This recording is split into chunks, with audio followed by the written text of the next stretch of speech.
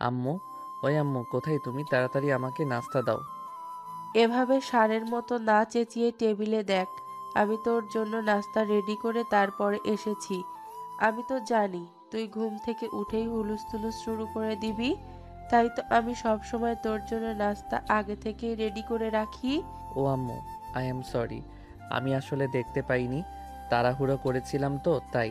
যাই হোক, সমস্যা নেই, আমি নাস্তা খেয়ে নিচ্ছি।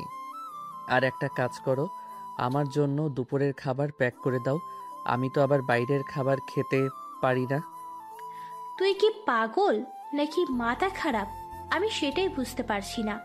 আজ তোর কলেজের প্রথম দিন, আর আজকে কি না তুই খাবার নিয়ে যাবি? তো কি করবে বল তো শুনি? কলেজের প্রথম দিন বলে কি পেটে সেটা মানবে নাকি?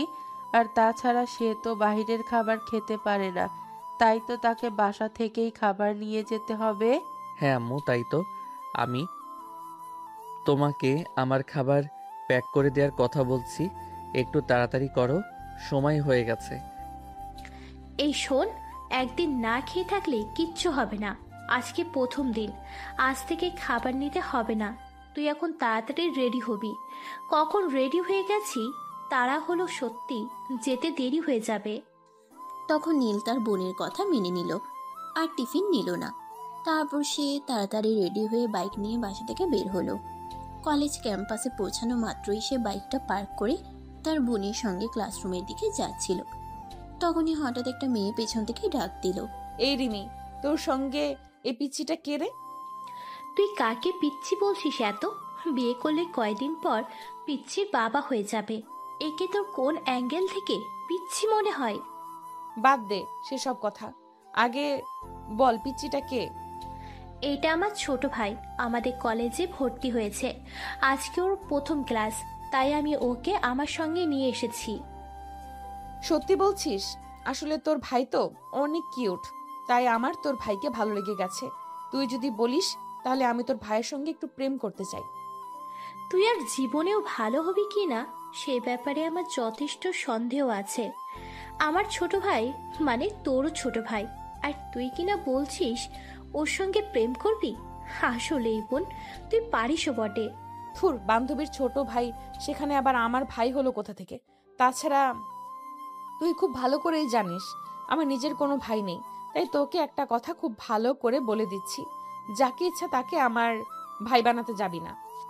ও আচ্ছা, এই ব্যাপার। ঠিক আছে, তোর যা ইচ্ছে তুই তাই কর। আমি তোকে কিছু কেন বলতে যাব? এই নীল, যা, তোকে আমি তোর ক্লাস পর্যন্ত পৌঁছে দিয়ে আসি। ও, তার মানে আমার কিউট বয়ফ্রেন্ডের নাম নীল। যাই হোক, নামটা কিন্তু দারুণ সুন্দর। এতক্ষণ এইসব কিছুই চুপচাপ করে নীল শুনছিল। নেহার কথার কোনো উত্তরই দিচ্ছিল না। বয়ফ্রেন্ড শব্দটা শুনে সে আর সহ্য করতে পারল না, তাই সে পিছন ফিরে তাকিয়ে নেহার দিকে তাকিয়ে তারপর বলল। আমারে কি পাগলে পাইছে নাকি? আপনার মতো বুইড়া ধামড়া মেয়ের সঙ্গে আমি প্রেম করতে যাব? আমার অতটাও খারাপ অবস্থা এখনো হয়নি যে আপনার মতো একটা বুড়ি মেয়ের সঙ্গে প্রেম করতে হবে। ওরে বাবা রে বাবা, আমার পিচ্চি বয়ফ্রেন্ড বলে কি? এই, তোকে আমার কোন অ্যাঙ্গেলে বুড়ি মনে হয়? আমার বয়স সবে মাত্র 19। এই তো সবে আমার যৌবন শুরু হলো, আর এখনই যদি আমি বুড়ি হয়ে যাই তাহলে বাকি জীবনে কি করব? আপু, এসব উগান্ডা মার্কা মেয়েদের সঙ্গে কথা বলতে আমার একদম ভালো লাগছে না। তুই আমাকে আমার ক্লাসরুম পর্যন্ত পৌঁছে দিয়ে আয়। কি রে নীল, তোর এত বড় সাহস? তুই আমার বান্ধবীদের সাথে এরকম আচরণ করছিস কেন?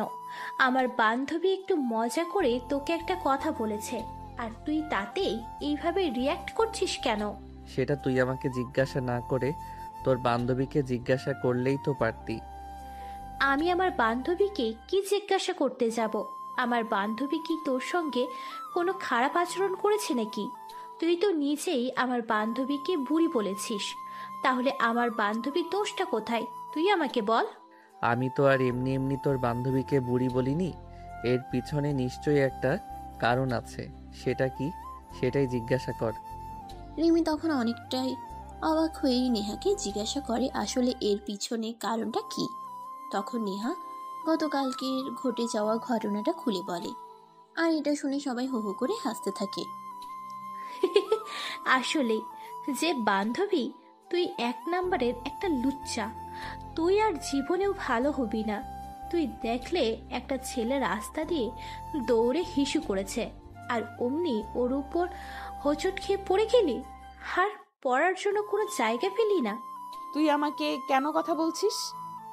সেখানে আমার দোষটা কোথায়? বর্ষাকাল, রাস্তা স্লিপ হয়ে আছে, তাই আমি পিছলে পড়ে গেলাম, আর এখানে আমার দোষ কোথায়? না, তোমাদের দুজনেরই কোনো দোষ নেই, সব দোষ আমার। আমি কেন তোর বন্ধু হতে গেলাম, আর কেনই বা এই বদমাস মার্কা ছেলেটার বোন হতে গেলাম? হ্যাঁ আপু, তুই একদম ঠিক কথাই বলেছিস, দোষটা আমার। আমি কেন তোর মতো বোনের ভাই হতে গেলাম?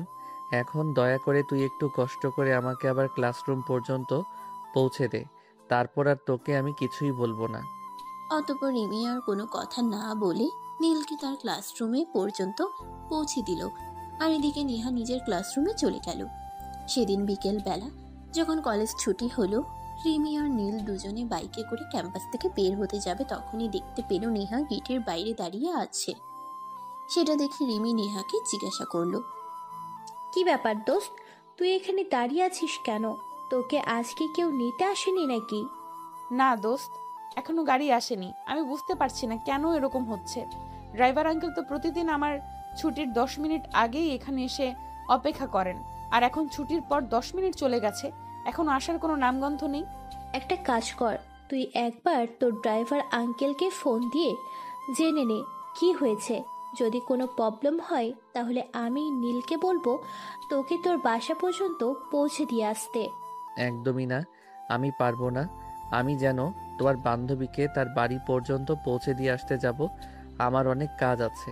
আমি বাসায় গিয়ে ফ্রেশ হয়ে ঘুমাবো, তারপর সন্ধ্যায় বন্ধুদের সঙ্গে আড্ডা দিতে যাব। হ্যাঁ রিমি, ঠিক আছে, তোরা চলে যা, আমার কোনো প্রবলেম হবে না, আমি যেতে পারবো। আরে তোকে যেটা বলছি তুই সেটা কর। তুই এক্ষুনি তোর ড্রাইভার আঙ্কেলকে ফোন দিয়ে জিজ্ঞাসা কর কোনো সমস্যা হয়েছে কিনা। যদি কোনো সমস্যা হয়ে থাকে তাহলে তুই আমাদের সঙ্গে যাবি। তাছাড়া তোর বাসায় যাওয়ার রাস্তা তো আমাদের বাসার এই দিকেই। তোকে নামিয়ে দিয়ে তারপর না হয় আমরা চলে যাব। নেহা তখন রিমির কথা শুনে সঙ্গে সঙ্গে তাদের বাসার ড্রাইভারকে ফোন দিল। ড্রাইভার বলল সে হঠাৎ করেই অসুস্থ হয়ে পড়েছে, তাই সে নেহাকে আনতে যেতে পারেনি। তাই নেহা রিমিকে বলে, দোস্ত, আসলে আমাদের ড্রাইভার আঙ্কেল হঠাৎ করে একটু অসুস্থ হয়ে পড়েছে, তাই আমাকে নিতে আসতে পারেনি। ঠিক আছে, কোনো সমস্যা নেই। তুই একটা কাজ কর, আমার সঙ্গে বাইকে উঠে পড়, তারপর তোকে তোদের বাসার সামনে নামিয়ে দিয়ে আমরা চলে যাব। আরে আপু, আমাদের বাইকটা তো অনেক ছোট, 3 জনে জায়গা হবে না। ওনাকে বলো একটা অটো কিংবা রিকশায় করে চলে আসতে। তাই তুই এরকম কেন? আমার বান্ধবী একটা সমস্যায় পড়েছে, যেখানে তুই হেল্প না করে আরও অন্য একটা পথ দেখিয়ে দিচ্ছিস। কেন কেন করছিস এরকম? বাইকে যথেষ্ট জায়গা আছে, সে আমাদের সঙ্গে যেতে পারবে। তুই ওর কথা না শুনে আমাদের পিছনে বসে পড়তে দেখি। নেহারও তখন আর কোনো উপায় অন্তর না পেয়ে রিমির পিছনে উঠে বসলো। তারপর নীল বাইক স্টার্ট করলো। নেহার বাসার সামনে এসে বাড়ি কি দাঁড় করানোর পর নেহা রিমির কাছ থেকে বিদায় নিয়ে চলে গেল। তখনই নীল রিমিকে উদ্দেশ্য করে বলল, দেখলি তো তোর বান্ধবীটা কেমন অকৃতজ্ঞ। আমি তাকে এত কষ্ট করে নিয়ে এলাম, সে আমাকে একটাবার থ্যাঙ্কস পর্যন্ত বলল না। তোর সঙ্গে কথা বলেই চলে গেল। তো কি করবে? তুই তো আমার বান্ধবীকে নিয়েই আসতে চাইলি না, সেখানে আমার বান্ধবীকে আমি জোর করে নিয়ে এসেছি। তো আমার বান্ধবী তোর সঙ্গে কেন কথা বলতে যাবে? তুইও যেমন শাকচুন্নি, তোর বান্ধবীটাও তেমন পেতনি। এত কষ্ট করে আমি এতটা রাস্তা নিয়ে এলাম দুজনকে নিয়ে, তারপর একটু কৃতজ্ঞতা পর্যন্ত প্রকাশ করলো না, একটু ধন্যবাদ পর্যন্ত দিল না। তোরা কেমন আমি সেটাই বুঝতে পারি না। এই শোন, একদম আমাকে শাকচুন্নি বলবি না। আর তুই আমার বান্ধবীকে পেত্নী বলছিস কেন? আমার বান্ধবীর পিছনে কলেজের সব ছেলেরা লাইন মারে, সেটা তুই জানিস? এত কিছু জানার আমার কোনো প্রয়োজন নেই। তোর শাকচুন্নি মার্কা বান্ধবী, আমি তাকে বাসা পর্যন্ত পৌঁছে দিলাম, সে আমাকে একটা ধন্যবাদ পর্যন্ত দিল না। তাহলে তোর বান্ধবীকে আমি কি বলবো বলতো শুনি? এত কথা তোকে আমি কেন বলতে যাব? এখন চুপচাপ বাইক চালা আর বাসার দিকে যা। হ্যাঁ, আমাকে তো সেটাই করতে হবে যেটা তুই বলবি, কারণ আমি তো তার হুকুমের চাকর। একটা কথা মনে রাখিস, আমার মতো বিনা বেতনের চাকর কিন্তু আর দুনিয়ায় দুটো পাবি না। পাওয়ার কোনো প্রয়োজন নেই। এখন তুই দয়া করে মুখটা বন্ধ করে গাড়ি চালা। নীল তখন আর কোনো কথা না বলে বাইক চালাতে শুরু করলো। 5 মিনিট পর তারা বাসে এসে পৌঁছালো। বাসে এসে পৌঁছাতেই তার আম্মু তাকে বলল, কি ব্যাপার বাবা? আজ তো তোর কলেজের প্রথম দিন ছিল। আজকের দিনটা তোর কেমন কেটেছে? একদম উড়াধুরা, এর চেয়ে ভালো আর হয় না।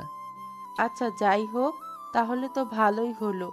আমি তো আরো ভেবেছিলাম হয়তো উল্টাপাল্টা কিছু করবি কলেজে গিয়ে, কিন্তু ভালো কেটেছে এটা শুনে খুব ভালো লাগছে। তোমার ছেলে আর ভালো কাজ, এটা কখনো হতে পারে? তোমার ছেলে কলেজে গিয়ে আমার এক বান্ধবীর সঙ্গে যা ইচ্ছে তাই ব্যবহার করেছে। এখন আবার বলছে কি না একদম উড়াধুরা, তো হবেই, কারণ সে আমার বান্ধবীকে কতগুলো কথা শুনিয়েছে। এই আপু দেখ, একদম ভালো হবে না বলছি, কিন্তু তুই আম্মুর সামনে আমাকে এভাবে কথা বলতে পারিস না। আমি তোর বান্ধবীর সঙ্গে কি করলাম?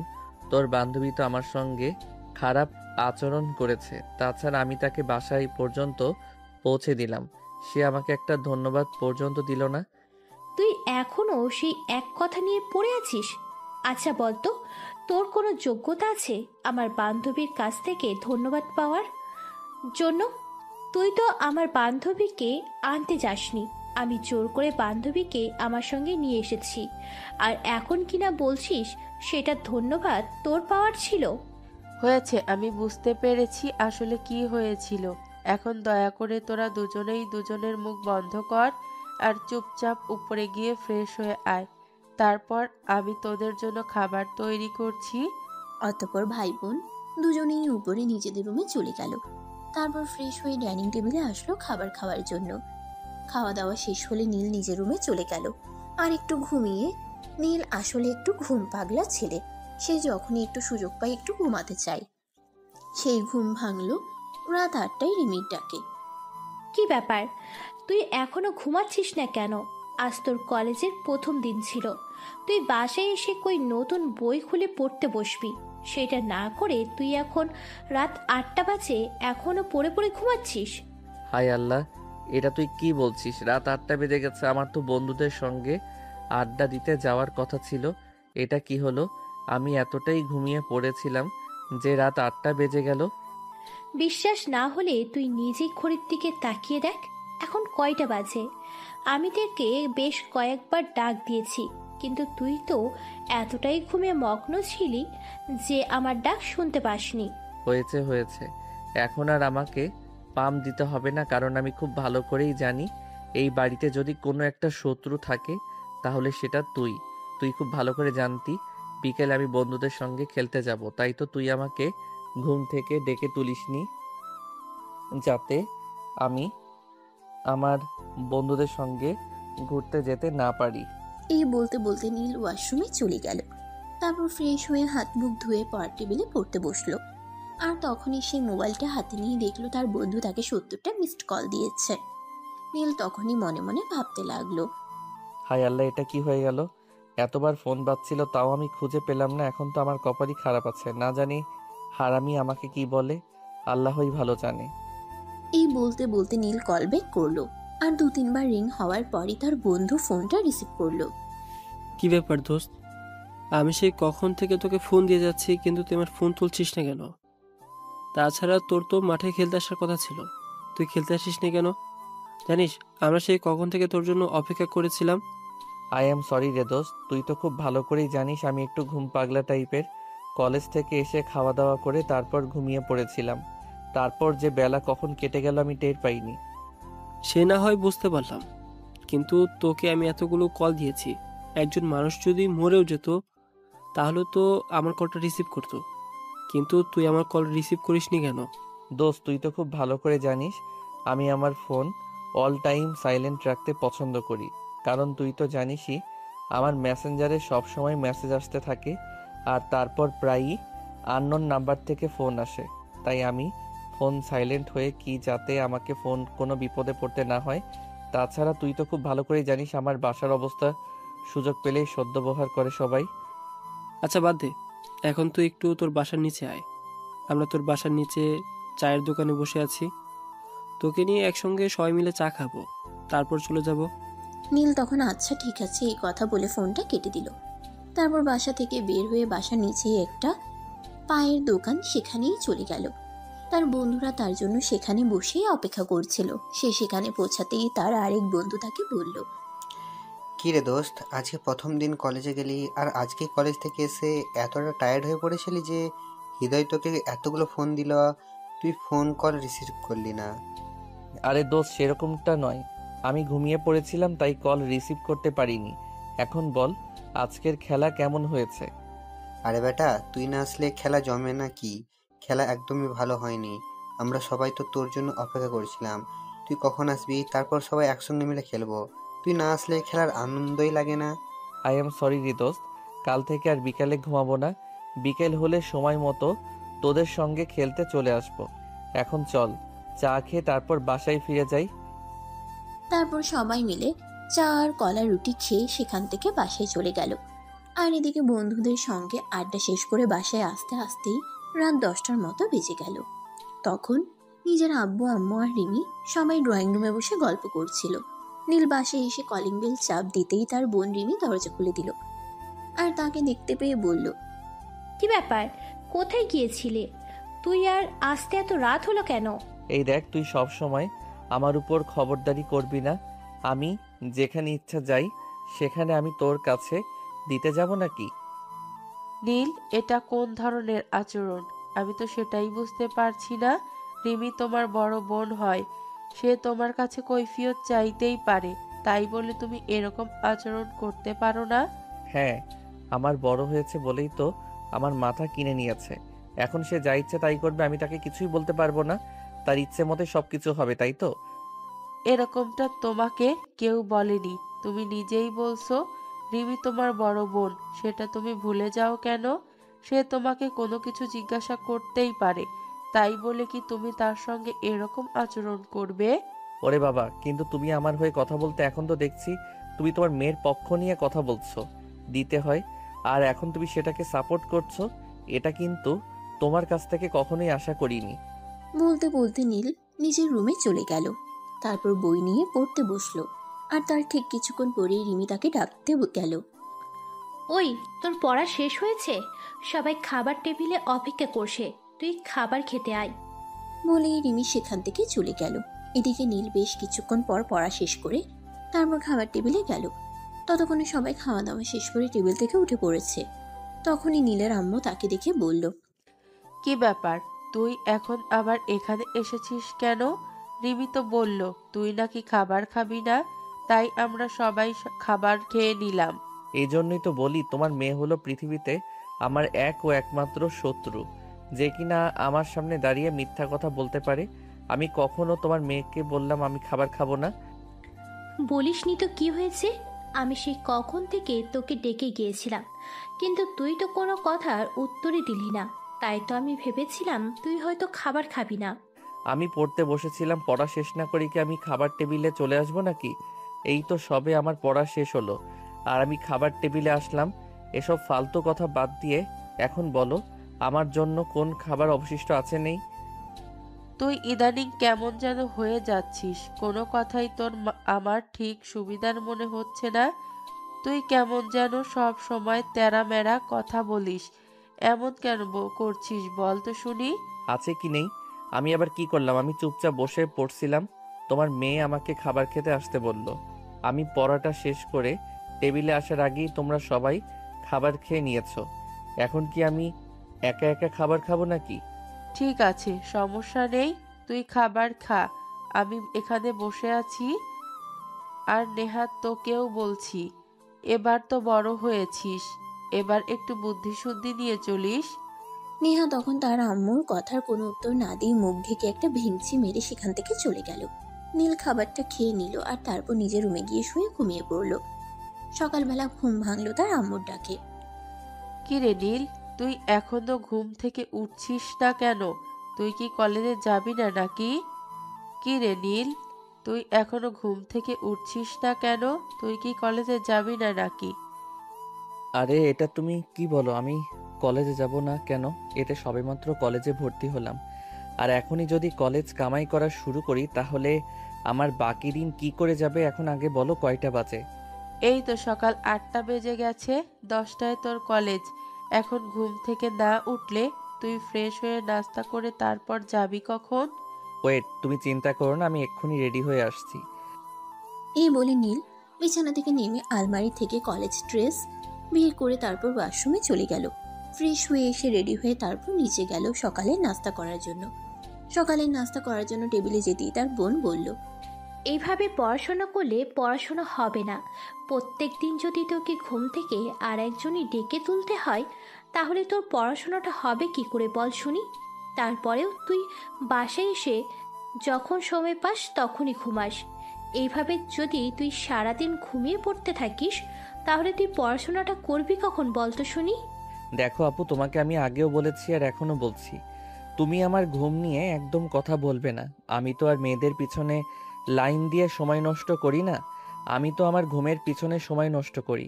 ঘুম আমাকে এতটাই ভালোবাসে যে সে আমাকে কোনোভাবেই ছেড়ে যায় না, সব সময় আমার সঙ্গেই থাকতে চায়। তো আমি কি করব বলো? হ্যাঁ, আমিও তো সেটাই বলছি যে তোকে দেখে সেই তোর প্রেমে পড়ে যায় আর তোকে ভালোবেসে ফেলে। যেমন আমার বান্ধবী নেহা, সেও তো তোকে প্রথম দেখাতেই ভালোবেসে ফেলেছে। দেখো আপু, তুমি ওই ফাজিল মার্কা মেয়েটাকে নিয়ে একটাও কথা বলবে না। আমি ওই মেয়েটাকে নিয়ে কোনো কথা শুনতে চাই না। ওই মেয়ে আস্ত একটা ফাজিলের ডিব্বা। সেদিন আমি রাস্তায় দাঁড়িয়ে আমার কাছে ছিলাম, তখনই সে ইচ্ছে করেই আমার উপরে পড়ে গেছে। আর কলেজেও আমার সঙ্গে এসব ফাইজলামও শুরু করেছে। আমি এই মেয়েটাকে সহ্য করতে পারি না। কিন্তু এমন না হয়ে যায় যে মেয়েটাকে তোর সারা জীবনই সহ্য করতে হয়। কারণ নেহাকে আমি দেখেছি, সে একদম তোর প্রেমে পড়ে গেছে। তারপর যদি এইভাবে থাকে, তাহলে কিন্তু বেশি দেরি নেই তোর বউ হয়ে এই বাড়িতে আসার। তোদের সব কয়টারই মাথা খারাপ। যেমন তোর বান্ধবীগুলো, ঠিক তেমনি তুই তোর বান্ধবীগুলো যদি মাথা খারাপ নাই হতো তাহলে আমার মতো একটা জুনিয়র ছেলেদেরকে ক্রাশ খাই নাকি? তোরা ডিগ্রি প্রথম বর্ষে পড়াশোনা করছিস আর আমি এবার সবেমাত্র ইন্টারে। তোদের সঙ্গে আমার 2 বছরের বয়সের ব্যবধান, আর সেখানে তোর ক্লাসের মেয়েরা আমার উপর ক্রাশ খায়। এটা তো পাগলের কাণ্ড ছাড়া অন্য কিছুই হতে পারে না। সে তোর যা ইচ্ছে তুই তাই বলতে পারিস, তাতে আমার কোনো সমস্যা নেই। তবে কথা একটাই, আমার বান্ধবীরা তোর মাঝে কি এমন দেখতে পেল যে সব কয়টা তোর প্রেমে পাগল প্রায় অবস্থা? সেটা তো আর আমি বলতে পারবো না, তবে একটা কথা বলতে হচ্ছে, তোর বান্ধবীরা সবাই এমন ক্রাশ খেয়ে বসে আছে সেটা। তবে একটা কথা বলতে হচ্ছে, তোর বাই কি এমন একটা জিনিস যাকে দেখে তোর বান্ধবীরা সবাই এমন ক্রাশ খেয়ে বসে আছে সেটা তুই বোন হয়ে বুঝলি না। আসলে কথা এটাই ঠিক যে যোগ্য ব্যক্তি ঘরে সম্মান পায় না। আইছে আমার যোগ্য ব্যক্তি, ওনার তো বাড়ির দারোয়ান হওয়ার যোগ্য নাই, আর সেখানে কিনা আমার বান্ধবীদের বয়ফ্রেন্ড হওয়ার যোগ্যতা দেখায়।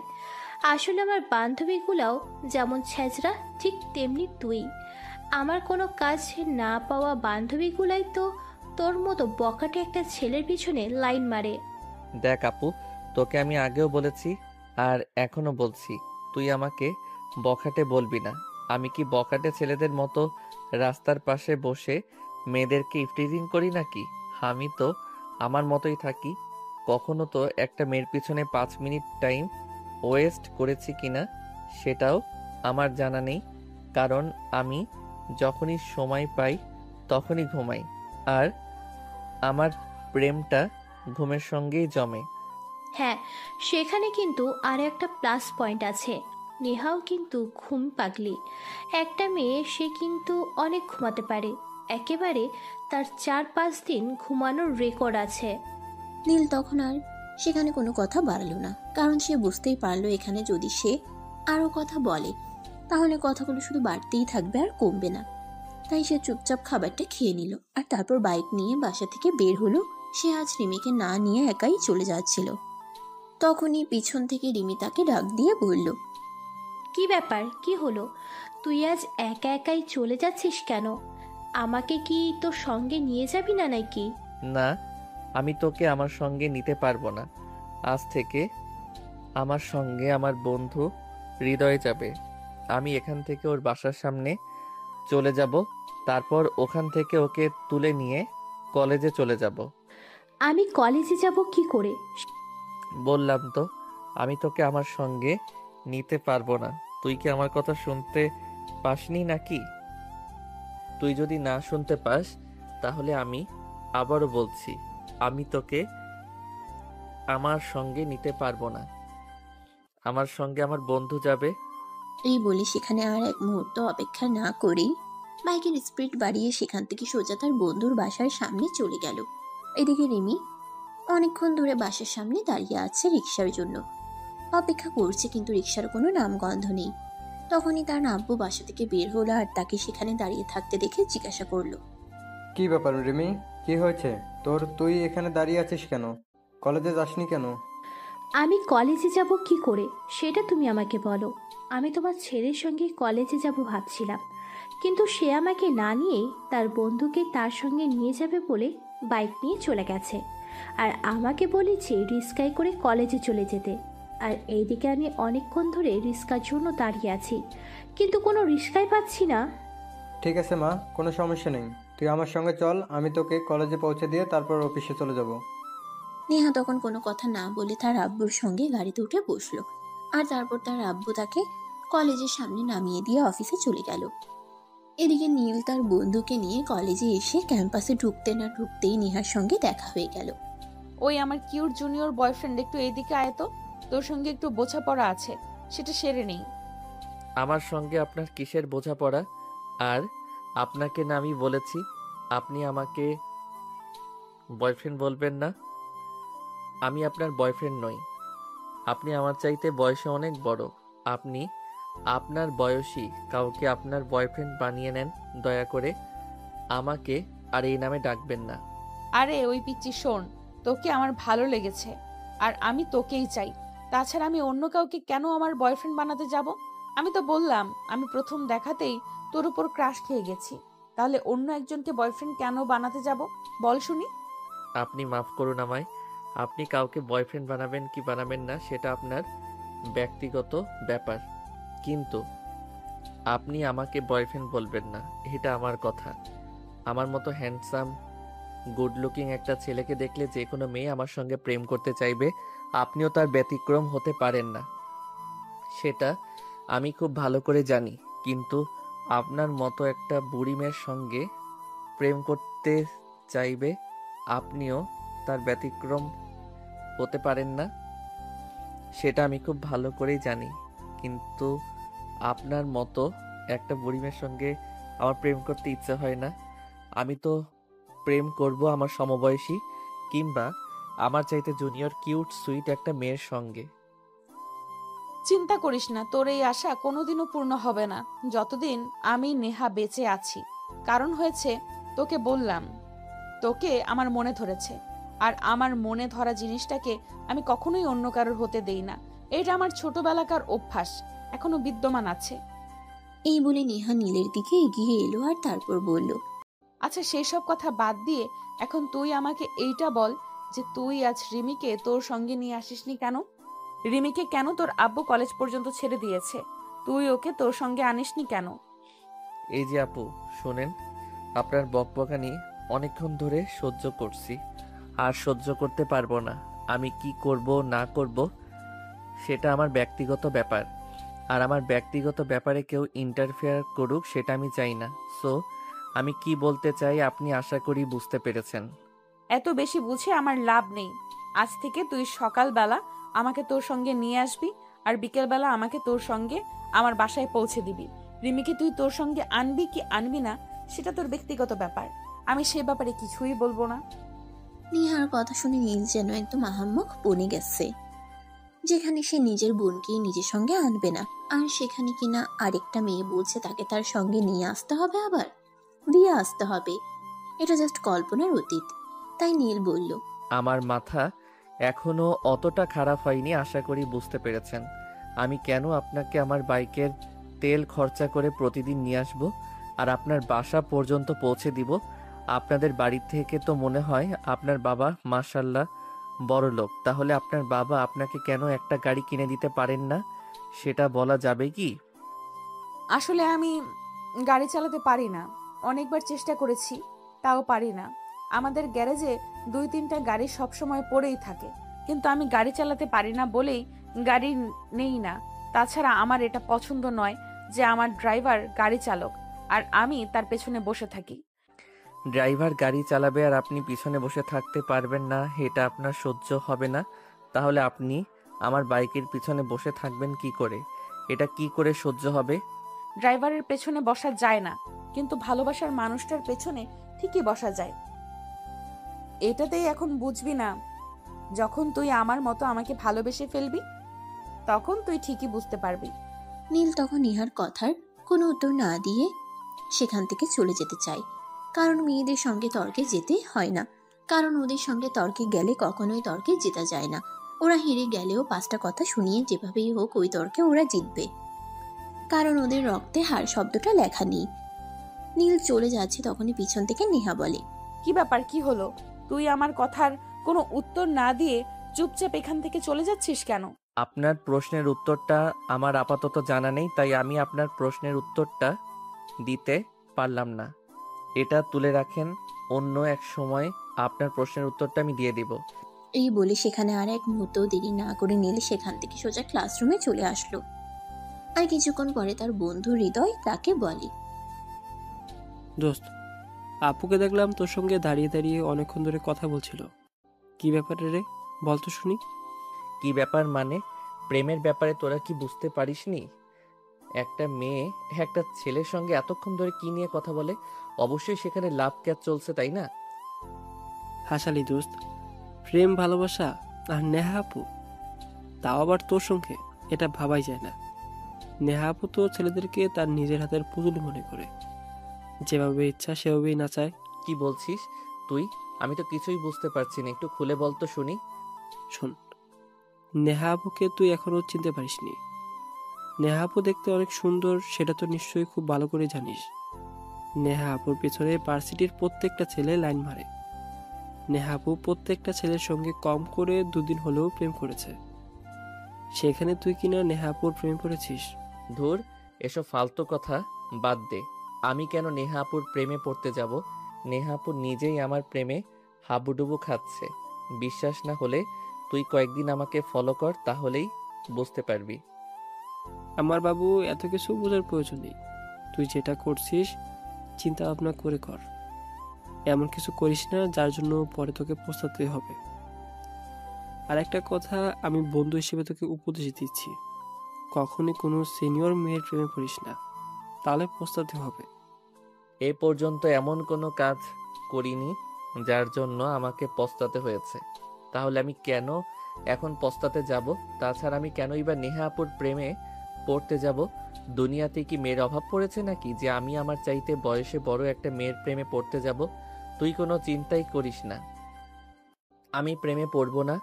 আর যদি পড়ি তাহলে একা পড়বো না, তোকে নিয়েই পড়বো। এই বলে নীল হাসতে হাসতে সেখান থেকে চলে গেল। এদিকে দেখতে দেখতে বেশ কয়েকদিন চলে গেল। ইতিমধ্যে নেহা প্রায় এদিকে দেখতে দেখতে বেশ কয়েকদিন চলে গেল। ইতিমধ্যে প্রায় দিনই নেহা নীলের সঙ্গে বাইকে করে ভার্সিটি আসার যায়। সেটা এতদিনে ভার্সিটির অনেকেরই চোখে পড়েছে, কিন্তু কেউ কিছু বলতে পারে না, কারণ নেহাকে সবাই খুব ভালো করে জানে।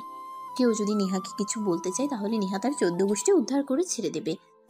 নেহা সহজে কোনো অপবাদ বা ঘটে যাওয়া ঘটনাটা কেউ স্বীকার করতে রাজি নয়। সবচেয়ে বরাবরই এরকম স্বভাবের, সে যা ইচ্ছে তাই করবে, কিন্তু তাকে এ ব্যাপারে কেউ কিছু বলতে পারবে না। আর যদি কেউ কিছু বলে তাহলে তার আর রক্ষে নেই। যাই হোক ভিউয়ার্স, কথা না বাড়িয়ে চলুন গল্পে ফিরে আসি। সেদিন বিকাল বেলা হঠাৎ নেহা নীলদের বাড়িতে আসে। নীল তখন নিজের রুমে বসে বই পড়ছিল। ড্রয়িং রুমে এসে সেই রিমিকে নাম ধরে ডাকতে থাকে। এই রিমি, রিমি, কোথায় তুই? এখনো রেডি হসনি? লেট হয়ে যাবে তো, তাড়াতাড়ি কর। আরে না, তুই চলে এসেছিস? 2 মিনিট ওয়েট কর। আসলে আগে আমার মনেই ছিল না, তারপর যখন মনে হলো তখনই তাড়াতাড়ি করে রেডি হচ্ছি। চিন্তা করিস না, আমার বেশি সময় লাগবে না, জাস্ট 2 মিনিট। তখনই হঠাৎ নেহার মনে একটা দুষ্টু বুদ্ধি উদয় হলো। তাই সে সিঁড়ি বেয়ে উপরে চলে গেল। সে খুব ভালো করে জানে তোমার নীল কোন রুমে থাকে। সে নীলের রুমে ঢুকে গেল আর সঙ্গে সঙ্গে দরজাটা বন্ধ করে দিল। দরজা বন্ধ হওয়ার আওয়াজ শুনে নীল পেছন ফিরে তাকালো। সে নেহাকে দেখতে পেয়ে চিৎকার করতে যাবে, তখনই নেহা দৌড়ে এসে তার মুখ চেপে ধরলো আর বলল, যদি চিৎকার করেছো তাহলে খবর আছে। আমি সবাইকে বলে দিব তুমি আমাকে এই রুমে নিয়ে এসেছো আর আমার সঙ্গে খারাপ আচরণ করেছো। তারপর কি হবে সেটা তুমি খুব ভালো করেই জানো। আরে তুমি আমার বাড়িতে এসে আমাকে থ্রেট করছো? এত বড় দুঃসাহস তোমার! একটা মেয়ে মানুষও এসব কিছু করতে তোমার লজ্জা করছে না? না জান পাখি, আমার একটুও লজ্জা করছে না, কারণ আমি তো অন্য কারোর সঙ্গে এরকম করছি না। আমার জান পাখি, তোর সঙ্গে তো একটু রোমান্টিক কথা বলতে চাইছি, তাহলে আমার লজ্জা করবে কেন? আমি কি পরপুরুষের কাছে গেছি নাকি? তোমার সঙ্গে আমি কথা বলে পেরে উঠবো না। আমি তোমার বান্ধবীর ছোট ভাই, আর তুমি আমার সঙ্গে এরকম করতে একবারও তোমার রুচিতে বাধে না। বললাম তো তুমি আমার বান্ধবীর ছোট ভাই, আমার আপন ভাই নও, তাহলে আমার রুচিতে বাড়তে যাবে কেন? এখন মুখটা বন্ধ করে আমায় একটু আদর করে দাও, আমি চলে যাই। আর তা না হলে কিন্তু আমি বাড়ির সবাইকে বলে দিব। বলে দিবে মানে? তুমি আমার রুমে এসেছো, নিজেই দরজা বন্ধ করেছো, এখন আবার তোমাকে আদর দেওয়ার জন্য তৈরি করছো, আবার তুমিই বলছো সবাইকে বলে দেবে। হ্যাঁ সেটাই করব। এখন যদি নিজেকে বাঁচাতে চাও তাহলে আমায় আদর দাও, তা না হলে আমি সত্যিই বলে দিব। নীল তখন নিরুপায় হয়ে নেহার গালে আলতো করে একটা ভালোবাসার পরশও এঁকে দিল। কিন্তু নেহা তার গালে ভালোবাসা পেতে চায়নি, সে তার ঠোঁটে ভালোবাসা পেতে চেয়েছিল। তাই সে আর এক মুহূর্ত দেরি না করে নীলকে ছেড়ে দিয়ে তার ঠোঁট দুটো নিজের দখলে নিয়ে নিল আর প্রায় 2 মিনিট ধরে কিস করতে থাকলো। 2 মিনিট পর সে নীলকে ছেড়ে দিয়ে বলল, এইভাবে আদর দিতে হয় বুঝলা? নেক্সট টাইম থেকে যখন আদর চাইতে আসবো তখন এইভাবে আদর দিবা। আমি তো আর 10-12টা প্রেম করিনি, আমার কোনো এক্সপিরিয়েন্স নেই, তাহলে আমি বুঝবো কি করে কাকে কিভাবে আদর করতে হয়। যাই হোক, আজ যা করেছো করেছো, আজকের পর আর কখনোই এরকম করবে না কিন্তু। আমি কখন কি করি না করি সেটা তো আমি নিজেই জানি না, তোমাকে বলবো কি করে আমি কখন কি করব না করব? যাই হোক, আমরা ঘুরতে যাচ্ছি, তুমি যাবে আমার সঙ্গে? না, তোমাদের সঙ্গে ঘুরতে যাওয়ার কোনো ইচ্ছে আমার নেই, কারণ আমি খুব ভালো করেই জানি তোমরা দুজনেই খুবই গিরিঙ্গিবাজ। কখন কোন ঝামেলা বাজিয়ে দাও তার কোনো ঠিক ঠিকানা নেই। কি বললে তুমি? আমরা গিরিঙ্গিবাজ তাই না? ঠিক আছে দাঁড়াও, আমি তোমাকে দেখাচ্ছি মজা। কিন্তু নীলকে আর কে পায়? সে ততক্ষণে দৌড়ে দরজা খুলে রুম থেকে বের হয়ে ছাদে চলে গেছে। এদিকে রিমির রেডি হয়ে নেহাকে ডাকতেছে। এই নেহা, নেহা, কোথায় গেলি তুই? তোকে না বললাম যে ডাইনিং রুমে বসতে, তুই আবার কোথায় চলে গেলি? দেরি হয়ে যাচ্ছে তো, তাড়াতাড়ি আয়। কোথায় আবার যাব? এটা তোর ভাইয়ের রুমে গিয়েছিলাম, একটু রোম্যান্স করছিলাম। রোম্যান্সটাও ঠিক মতো করতে দিলি না, তুই আসলেই একটা বদমাইশ মার্কা মেয়ে। আর তুই কি বিয়ের আগেই আমার ভাইয়ের সঙ্গে সব কিছু করে নিচ্ছিস? সেটার কোনো নামগন্ধ নেই, তাই না? আচ্ছা, আমার ভাইয়ের সঙ্গে এসব করতে তো লজ্জা লাগলো না? হাজার হোক বান্ধবীর ছোট ভাই বলে কথা। শোন, প্রেমে পড়লে লজ্জা শরম ওইসব কিছুই থাকে না। আর যাকে ভালোবাসি তার সঙ্গে সব কিছু করতে আমার লজ্জা লাগবে কেন? বরঞ্চ আমার ভালোই লাগছিল। এখন তুই যাবি নাকি যাবি না সেটাই বল। এই বলে রিমি বাসা থেকে বের হয়ে বাইরে আসে। নেহাও তার পিছন পিছন আসলো। রিমি বাইরে এসে দেখলো নেহা আজ গাড়ি নিয়ে আসেনি, তাই রিমি নেহাকে বলল, কি ব্যাপার দোস্ত, তুই গাড়ি নিয়ে আসিসনি কেন? তাহলে আমরা যাব কিসে করে? গাড়ি নিয়ে আম্মু এক জায়গায় চলে গেছে, তাই গাড়ি নিয়ে আসতে পারিনি। আমি তো ভেবেছিলাম ওইদিকে একটা অটো পেয়ে যাব, তারপর অটোতে করে চলে যাব, কিন্তু পুরো রাস্তা হেঁটে হেঁটে এসেছি, কোথাও একটা অটোও দেখতে পাইনি। একটা কাজ কর, তোর ভাইকে বল আমাকে দিয়ে আসতে। তোর কি মনে হয় তুই যা করেছিস তারপর নীল আর আমাদের সঙ্গে যাবে? একদমই যাবে না। যাই কিছু করিস না কেন, কোনো কাজই হবে না। ঠিক আছে, তোকে তোর ভাইকে কিছুই বলতে হবে না, তুই এখানে ওয়েট কর, দেখ আমি কিভাবে 5 মিনিটে তোর ভাইকে নিয়ে এখানে চলে আসি। এই বলে নেহা আর এক মুহূর্ত দেরি না করে বাড়ির ভেতরে ঢুকে গেল। কিন্তু সে নীলকে কোথাও খুঁজে পেল না। তখনই হঠাৎ তার মনে পড়লো নীল হয়তো ছাদে গিয়েছে, তাই সে দৌড়ে ছাদে চলে গেল। ছাদে গিয়ে দেখতে পারলো সত্যি সত্যি নীল সেখানে দাঁড়িয়ে আছে, কিন্তু চারপাশে কিছুটা ধোঁয়া উঠছে। ওটা কিসের ধোঁয়া সেটা দেখার জন্য নেহা এগুলো। নেহা এগিয়ে দেখতে পেল নীল সিগারেট টানছে। তখন এসে পিছন থেকে বলে উঠল, ও আচ্ছা, এই ব্যাপার। আচ্ছা ঠিক আছে, তাহলে আমি আসতেই এটা আঙ্কেলের সঙ্গে বলে দিচ্ছি, তারপর কি হয় সেটা সামলে নিও। নেহার গলার আওয়াজ শুনতে পেয়ে নীল অনেকটা চমকে গিয়ে পিছন ফিরে তাকালো। সে নেহাকে দেখতে পেয়ে তোতলাতে তোতলাতে বলতে লাগলো, আপনি আপনি এখানে কখন আসলেন? আর এখানে কেন এসেছেন? এখানে না আসলে তো তোমার এই কর্মকাণ্ড দেখতে পেতাম না। সবেমাত্র ইন্টার প্রথম বর্ষে পড়াশোনা করছো, আর এখনই সিগারেট খাও? এই বিষয়টা তো আঙ্কেলকে জানাতেই হবে, তা না হলে তো হচ্ছে না।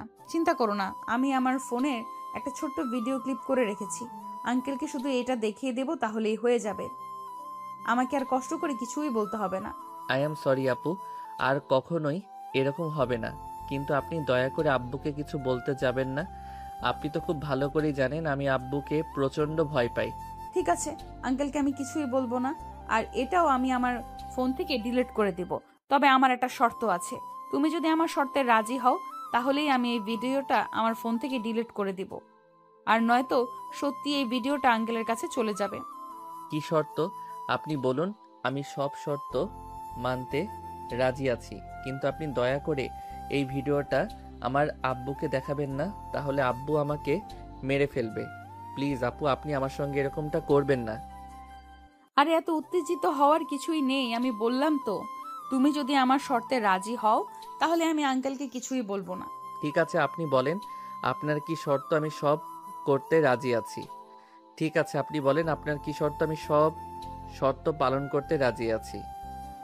সেরকম কিছুই না, শুধু আমি আর রিমি হতে যাব। আমাদেরকে বাইকে করে নিয়ে যেতে হবে, তাহলে সব সমাধান হয়ে যাবে। আঙ্কেলকে আর কিছুই বলবো না। তুমি যাবে তো?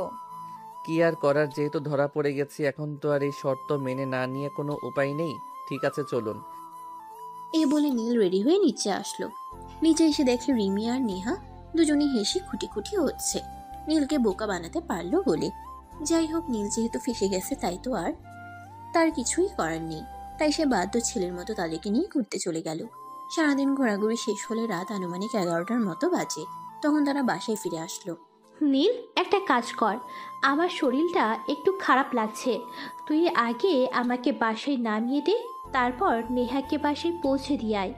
এত রাতে আমি একা একা একটা মেয়েকে নিয়ে ওর বাসায় পৌঁছে দিতে যাব, তারপর যদি কোনো অঘটন ঘটে তখন কি হবে, সেটা একবারও তুই চিন্তা করে দেখেছিস? এত চিন্তা করার সময় আর মন মানসিকতা কোনোটাই আমার নেই। তোকে যেটা করতে বলছি তুই সেটাই কর। আমার শরীরটা একটু খারাপ লাগছে, আমি যেতে পারবো না। তুই নেহাকে তার বাসা পর্যন্ত পৌঁছে দিয়ে আয়, তারপর যদি কোনো অঘটন ঘটে তখন আমি সেটা দেখে নেব। তোর মতো বোন যারা আছে তার জীবনে কোনো শত্রুর প্রয়োজন নেই। তুই আমাকে বলছিস অঘটন করলে তারপর দেখে নিবি? মান ইজ্জত চলে যাওয়ার পর মান ইজ্জত খুঁজে বেড়ানোর কি দরকার? কিন্তু কেউই নীলের কথার কোনো পাত্তা দিল না। অবশেষে নীল বাধ্য হয়ে রিমিকে বাসায় নামিয়ে দিয়ে তারপর নেহাকে তার বাসা পর্যন্ত নিয়ে গেল। এই যে ম্যাডাম, কি হলো, আপনি নামছেন না কেন? আমি তো আপনার বাসার সামনে চলে এসেছি। কথা না বলে পেছন ফিরে তাকিয়ে দেখলো নেহা নীলকে জড়িয়ে ধরে বাইকের মধ্যেই ঘুমিয়ে পড়েছে। একটা মানুষ কতটা অচেতন হলে এভাবে চলন্ত বাইকে ঘুমিয়ে পড়তে পারে, এটা নেহাকে না দেখলে বোঝা যেত না। যাই হোক, নীল অনেক কষ্ট করে বাইক থেকে নেমে তারপর নেহাকে কোলে করে তাদের ড্রয়িং রুমে নিয়ে আসলো। এমন অবস্থা দেখে নেহার আম্মু দৌড়ে আসলো আর বলল, কি ব্যাপার, কি হয়েছে আমার মেয়েটার? আমার মেয়েটার কি কোনো সমস্যা হয়েছে নাকি তুমি এভাবে কোলে করে নিয়ে এসেছো কেন? আর তুমিই বা কে? আন্টি, চিন্তার কোনো কারণ নেই। আমি আপনার মেয়ের বান্ধবী রিমির ছোট ভাই। আর আপনার মেয়ের কোনো সমস্যা হয়নি। সে চলন্ত বাইকে ঘুমিয়ে পড়েছিল, তাই আমি তাকে ঘুম থেকে না জাগিয়ে কোলে করে নিয়ে আসলাম। আপনি একটু ওনাকে ওনার রুম পর্যন্ত পৌঁছে দিন। ঠিক আছে বাবা, কোনো সমস্যা নেই, তোমাকে ধন্যবাদ। কিন্তু তোমাকে আরো একটা কাজ করতে হবে। আমি তো একা নেহাকে ওর রুমে নিয়ে যেতে পারবো না, তুমি আমাকে একটু সাহায্য করো। নীল তখন কোনো উপায়ান্তর না পেয়ে নেহার আম্মুর সঙ্গে নেহাকে নিয়ে তার রুম পর্যন্ত চলে গেল। কিন্তু সমস্যাটা তখনই হলো, নেহা নীলকে এমনভাবে জড়িয়ে ধরে আছে, কোনোভাবেই ছাড়ছে না। নীল নিজেকে ছাড়ানোর জন্য প্রাণপণ চেষ্টা করছিল, কিন্তু কোনোভাবেই পেরে উঠছিল না। তখনই নেহা ঘুমন্ত অবস্থাতেই বলতে লাগলো, প্লিজ নীল, তুমি আমাকে ছেড়ে এভাবে চলে যেও না। আমার রাতে একদমই ঘুম হয় না তোমাকে ছাড়া। প্লিজ আজকের রাতটা তুমি আমার সঙ্গে থেকে যাও। কথা দিলাম তোমায় কোনো রকম বিরক্ত করব না। জাস্ট শুধু তোমার ওইটা ধরে একটু ঘুমিয়ে থাকবো। কথাটা শোনা মাত্রই নিহার আম্মু লজ্জা পেয়ে সেখান থেকে চলে গেল। নীল কি করবে সেটাই ভেবে পাচ্ছে না। তার তো ইচ্ছে হচ্ছে মাটি এখনই ফাঁক হয়ে যাক আর সেই মাটির ভিতরে ঢুকে যাক। তাই সে নিহাকে ধমক দিয়ে বলল, এই অসভ্য মেয়ে, আপনি ছাড়বেন আমাকে? মানুষ কতটা নির্লজ্জ আর বেহায়া হলে এরকম কাজ করতে পারে এটা আমার সত্যি জানা নেই। এই প্রথম আপনাকে দেখে অভিজ্ঞতা নিলাম। নিহা তখন ঘুম ঘুম চোখে একটু তাকিয়ে তারপর বলল, এই তুমি এরকম করছো কেন আমার সঙ্গে? প্লিজ একটু থেকে যাও না আজকের রাতটাই। আই প্রমিস আমি তোমাকে কোনো বিরক্ত করব না। প্লিজ থেকে যাও আজকের রাতটা। এই বলে নিহা নীলকে আরো শক্ত করে জড়িয়ে ধরে ঘুমিয়ে পড়ল। নীল তখন কোনো উপায় আন্ত না পেয়ে বুকের উপরে ঘুমিয়ে পড়ল। কারণ নেহা তাকে এতটাই শক্ত করে জড়িয়ে ধরেছিল যে কোনোভাবেই সে নিজেকে ছাড়াতে পারছিল না। তাই তার এটা করা ছাড়া আর কোনো উপায় ছিল না। সকালবেলা যখন নেহার ঘুম ভাঙল তখন সে দেখতে পেল নীল তার বুকের উপর শুয়ে আছে। তার খুশি আর দেখে কে? সে তখন আলতো করে নীলের কপালে একটা ভালোবাসার পরশ এঁকে দিচ্ছিল। তখনই নীলের ঘুমটা ভেঙে গেল। এই কি করছেন আপনি? আপনার কি একটু লজ্জা করে না? সারা রাত তো একটা ছেলের সঙ্গে কাটিয়েছেন, এখন আবার তাকেই চুমু খাচ্ছেন। আপনার কি লাজ লজ্জা কিছুই নেই নাকি? তোমার লাজ লজ্জা দিয়ে তুমি পানি খাও। এখন আনন্দ করার বয়স। এখন যদি আনন্দ করতে না পারি তাহলে কখন করব সেটা তুমি নিজেই বলো। ম্যাডাম, সকাল হয়ে গেছে। আপনার আনন্দ আপনি পরে করেন, এখন দয়া করে আমাকে ছেড়ে দেন। আমায় বাসায় যেতে হবে। ওদিকে বাসায় কি হচ্ছে আল্লাহ ভালো জানে। তোমাকে এখন বাসায় যেতে হবে না। তুমিও ওয়াশরুমে গিয়ে ফ্রেশ হয়ে নাও। আমি রিমিকে ফোন দিয়ে বলে দিচ্ছি, তারপর তুমি আমাকে নিয়ে কলেজে চলে যাবে। তারপর কলেজ শেষ হলে সেখান থেকেই বাসায় চলে যেও। আপনার মতো আমারও মাথায় সমস্যা হয়নি যে আমি আপনার মতো পাগলামো করতে যাব। আপনি দয়া করে এখন আমাকে ছাড়ুন আর বাসায় যেতে দিন। এই বলে নীল তার শরীরের সমস্ত শক্তি দিয়ে নেহাকে নিজের থেকে ছাড়িয়ে নিল আর তারপর বাসা থেকে বের হয়ে চলে গেল। সে যখন নিজের বাসায় এসে পৌঁছালো তখন আনুমানিক সকাল 7টা থেকে 7:30 হবে বাজে। বাসায় এসে কলিং বেল চাপ দিতেই তার আম্মু এসে দরজা খুলে দিল আর তাকে দেখে এক গাদা প্রশ্ন ছুড়ে দিল। কি ব্যাপার নীল, সারা রাত তুই কোথায় ছিলি? তোকে কতবার ফোন করেছি, তুই ফোন তুললি না কেন? আর একটা বার আমাদের ফোন করে জানালি না পর্যন্ত তুই কোথায় আছিস। কি সমস্যা তোর, বল তো শুনি। তুই কি খুব বেশি বড় হয়ে গেছিস নাকি? আরে বাবা, তুমি যদি এভাবে প্রশ্ন করতে থাকো তাহলে তোমাকে আমি উত্তর কখন দেব? আগে তো উত্তর দেওয়ার সময়টা আমাকে দাও, তারপর তুমি আরেকটা প্রশ্ন করো, তাই না? অতঃপর নীল তার আম্মুকে সমস্ত ঘটনা খুলে বলল। নীলের আম্মু তো এসব কথা শুনে হেসেই খুঁটি হচ্ছে। সেটা বিশ্বাসই করতে পারছে না নেহা এরকম কাজ করতে পারে। যাই হোক, এরপর নীল নিজের রুমে চলে গেল। তারপর ফ্রেশ হয়ে নাস্তা করতে চলে এলো। আর তখনই রিমি নিজের রুম থেকে বের হয়ে নিচে আসলো। কি রে, কি ব্যাপার? শুনলাম তুই নাকি রাতে বাসে আসিসনি। বিয়ের আগে শ্বশুর বাড়িতে চলে যেতে পারলি? দেখো, একদম ফাইজলামো মার্কা কথাবার্তা বলবি না। তুই আমার বোন নামের কলঙ্ক। তুই আমার সঙ্গে এরকমটা করবি এটা আমার কোনোদিন কল্পনাতেও ছিল না। আর তোর বান্ধবী তো একটা উগান্ডারের বংশধর। দেখ, আগে নিজে ভালো হ, তারপর অন্য কাউকে কথা বলতে চাস। তুই নিজেকে সেটা আগে চিন্তা কর। আমার বান্ধবীকে কেন তুই কথা শোনাচ্ছিস? তুই যদি নিজে এত ভালো হতি তাহলে তুই কেন আমার বান্ধবীর সঙ্গে বেড শেয়ার করতে গেলি? এখানে তুই আমার দোষ কোথায় দেখতে পাচ্ছিস সেটাই বল। তোর বান্ধবী তো আমাকে নিজের জামাইয়ের মতো আদর করছিল। সারা রাত বলে তো আমি একটা ছেলে হয়ে থেকে অ্যাভয়েড করি কিভাবে, তাই তো আমিও তাকে আদর ভালোবাসায় ভরিয়ে দিয়ে এলাম। এখন যদি তোর বান্ধবী প্রেগনেন্ট হয়ে যায় তাহলে কিন্তু আমায় দোষ দিস না। ছেলে মেয়েরা বড় হলে বুদ্ধিমান হয়, কিন্তু তোদের মতো বোকা হয় সেটা আমার জানা ছিল না। আমি তোদের মা, আমি এখানে বসে আছি আর আমার সামনে তোদের এইসব কথাবার্তা বলতে একটুও লজ্জা করছে না? লজ্জার কথা তুমি আমাকে কেন বলছো? তোমার মেয়েকে বলতে পারছো না? তোমার মেয়ে যদি তোমার ছেলেকে তার বান্ধবীর হাতে তুলে দিতে পারে, তার যদি লজ্জা না লাগে, তাহলে আমি একটু রোমান্স করেছি, তাহলে আমার কেন লজ্জা লাগবে? এই বলে নীল নাস্তা করে নিজের রুমে চলে গেল। তারপর রেডি হয়ে এসে কলেজে চলে গেল। কলেজে যেতেই তার বন্ধু হৃদয় তাকে ডেকে নিল আর বলল, দোস্ত, একটা কাজ হয়েছে, তোকে অনেকদিন ধরেই বলবো বলবো ভাবছি, কিন্তু বলা হয়ে উঠছে না। এখন মনে হয় তোকে এই কথাটা বলতে হবে, তা না হলে আর কোনো উপায় খুঁজে পাচ্ছি না। এই দেখো, এত ঘুরিয়ে পেঁচিয়ে কথা বলিস না। এত ঘুরিয়ে পেঁচিয়ে কথা বলা আমার একদমই ভালো লাগে না। কি হয়েছে সেটা সরাসরি বল, আর নয়তো বলার কোনো প্রয়োজন নেই। আরে দোস্ত, এভাবে কেন কথা বলছিস? তুই আগে আমার কথাটা শোন, তারপর তো কি বলবি বল। ঠিক আছে, এবার আর হেয়ালি না করে তাড়াতাড়ি বলে ফেল, শুনি। তুই কি বলতে চাস আর কি হয়েছে তোর? আসলে দোস্ত, আমাদের ক্লাসের একটা মেয়েকে আমার প্রথম দিন থেকে খুব ভালো লাগে, কিন্তু সাহস করে এখন পর্যন্ত আমার মনের কথাটা ওই মেয়েটাকে বলে উঠতে পারছি না। তোর একটা মেয়েকে ভালো লাগে, সেখানে আমি কি করতে পারি? তাছাড়া তুই এসব কথা আমাকে কেন বলছিস? তোর মেয়েটাকে ভালো লাগে, তুই নিজেই গিয়ে মেয়েটাকে প্রপোজ কর না। আমাকে কেন অযথা এসব ঝামেলার মধ্যে জড়াতে চাইছিস? ভাই, আমি এসব ঝামেলায় নিজেকে জড়াতে চাই না, এমনিতেই অনেক প্যারায় আছি। দোস্ত প্লিজ, এভাবে বলিস না। তুই আমার 10টা না 5টা না একটা মাত্র বেস্ট ফ্রেন্ড। তুই যদি এভাবে বলিস তাহলে হয় নাকি? আসলে দোস্ত, তুই তো খুব ভালো করেই জানিস আমি একটু ভীতু প্রকৃতির। আমি সব কিছুতেই সবসময় একটু ভয় পেয়ে থাকি, তাই আমি মেয়েটাকে সাহস করে কিছুই বলে উঠতে পারছি না। প্লিজ দোস্ত, তুই আমাকে একটু সহযোগিতা কর। দেখ দোস্ত, তুই আমার বেস্ট ফ্রেন্ড সেটা ঠিক আছে, কিন্তু আমি আমার নিজের লাইফে অনেক ঝামেলায় জর্জরিত। আমি আর কোনো ঝামেলায় পড়তে চাই না। তাছাড়া তুই নেহাপুর বিষয়টা তো খুব ভালো করেই জানিস। আর গতকাল যেটা হয়ে গেছে সেটা যদি তোকে বলি, তাহলে আমি নিশ্চিত তুই হার্ট অ্যাটাক করবি। এরপর আবার আমাকে নতুন করে ঝামেলায় ফেলিস না। তুই আমার বেস্ট ফ্রেন্ড হয়ে এমন একটা কথা বলতে পারলি? যা, তোর সঙ্গে আমি আর কোনো কথাই বলবো না। আমি সব সময় শুনেছি আর মুভিতেও দেখেছি, বেস্ট ফ্রেন্ড মানে খুব ভালো বন্ধু, যে বন্ধুর জন্য সব কিছুই করতে পারে। আর তুই কি না আমার জন্য এইটুকু সামান্য কাজ করতে পারবি না? এটা শুনে নীল বুঝতে পারলো হৃদয়ের মন খারাপ হয়েছে, তাই সে হৃদয়কে বলল, ঠিক আছে, মন খারাপ করিস না। আসলে খুব ঝামেলায় আছি তো, তাই কি বলতে গিয়ে তোকে কি বলে ফেলেছি। এখন বল, আমাকে কি করতে হবে? তুই আমার বন্ধু, সত্যি আমি তোর জন্য সব কিছু করতে পারি। আমার জন্য তোকে বেশি কিছু করতে হবে না দোস্ত।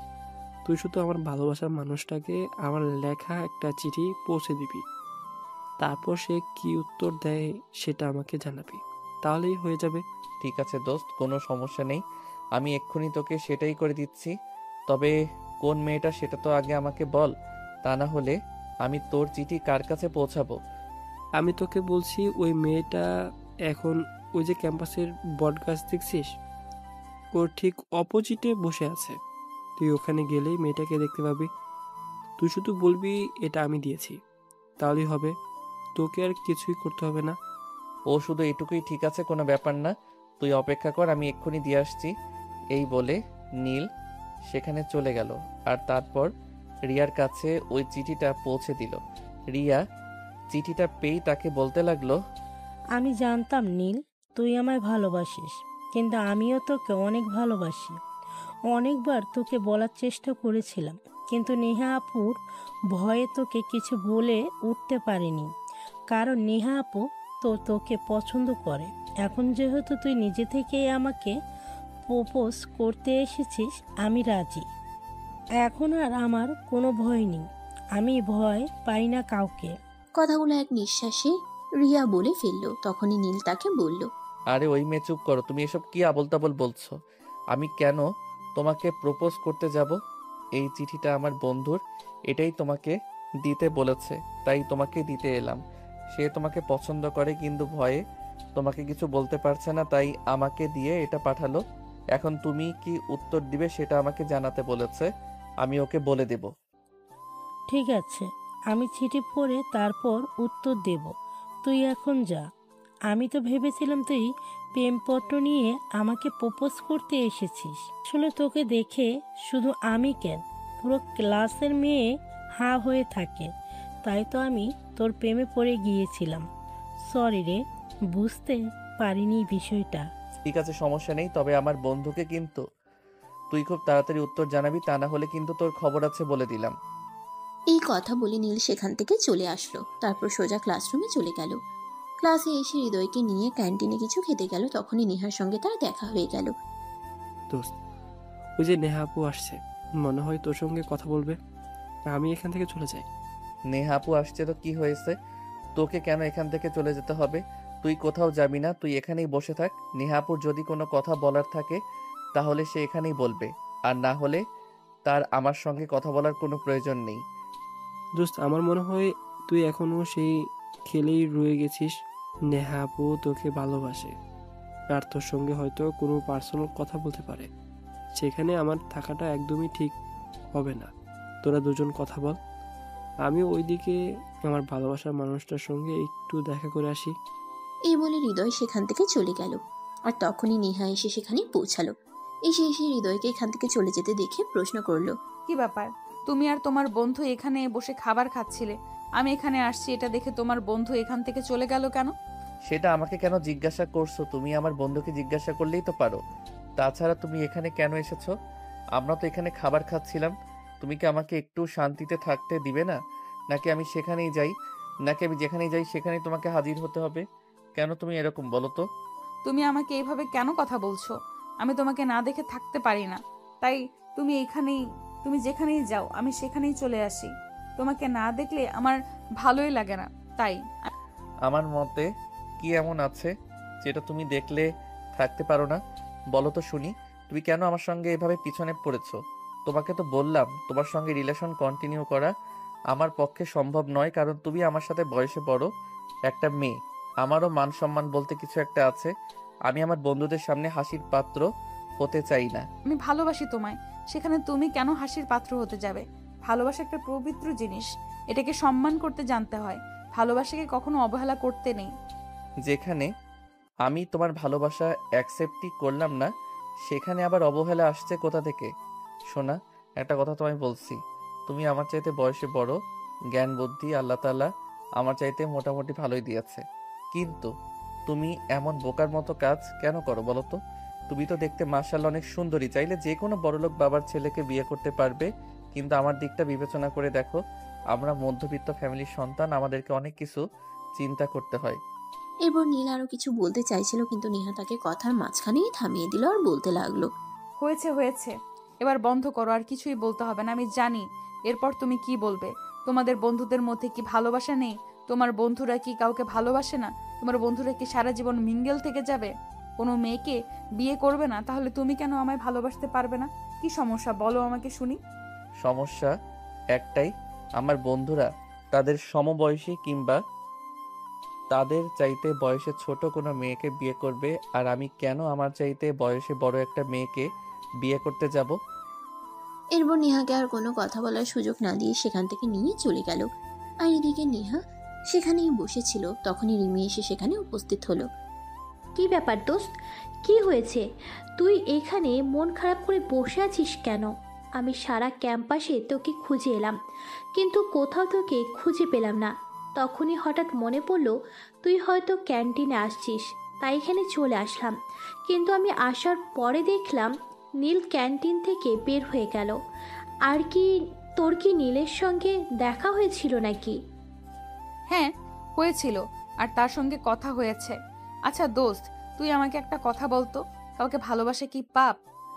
ভালোবাসা পাপ হতে যাবে কেন? আমরা সবাই জানি ভালোবাসা একটা পবিত্র জিনিস। ভালোবাসা মূল্যবান একটা সম্পদ, যেটা অনেক যত্ন করে আগলে রাখতে হয়। তাহলে তোর ভাই কেন আমার ভালোবাসার মূল্য দিচ্ছে না? আমি তো তোর ভাইকে ভালোবাসি, তাহলে কেন তোর ভাই আমার ভালোবাসায় সায় দিচ্ছে না?